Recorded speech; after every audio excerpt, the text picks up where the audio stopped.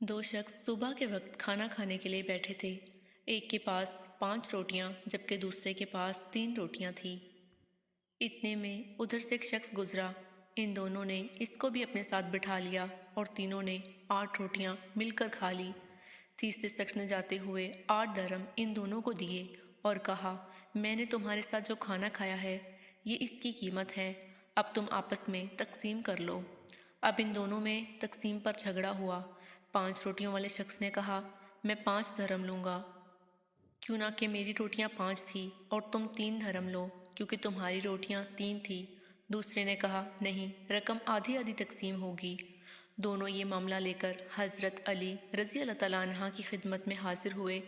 आपने मशवरा देते हुए कहा, 3 रोटियों वाले शख्स से फरमाया, तुम्हारा साथी जो तुम्हें दे रहा है इसे कबूल कर लो, क्यों ना कि इसकी रोटियां ज़्यादा थी।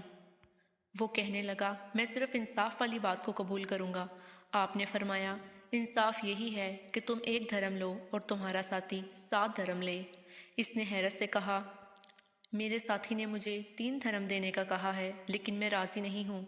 आपने यही मशवरा दिया मगर मैंने कबूल नहीं किया, और आप ये फरमा रहे हैं कि इंसाफ के तरीके पर मेरा हक़ 1 दरम बनता है। आप मुझे समझाएं कि मेरा हक़ 1 दरम कैसे बनता है। आपने फरमाया, 8 रोटियों के 24 हिस्से तुम 3 आदमियों ने खाए। ये पता नहीं किसने कम खाया और किसने ज़्यादा खाया, इसीलिए ये समझ लो कि सबने बराबर बराबर खाया, यानी हर एक ने 8 हिस्से खाए। तुमने अपनी 3 रोटियों के 9 हिस्से खाए। तुमने अपनी 3 रोटियों के 9 हिस्सों में से 8 हिस्से खाए। तुम्हारा हक 1 हिस्सा बाकी रह गया, और तुम्हारे साथी ने अपनी 5 रोटियों के 15 हिस्सों में से 8 हिस्से खाए। इसके 7 हिस्से बाकी रहे।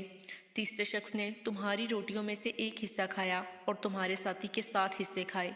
अब इंसाफ के मुताबिक तुमको 1 दरम और तुम्हारे साथी को 7 दरम मिलेंगे। तफसील सुनने के बाद इस झगड़े वाले शख्स को 1 दरम लेना पड़ा।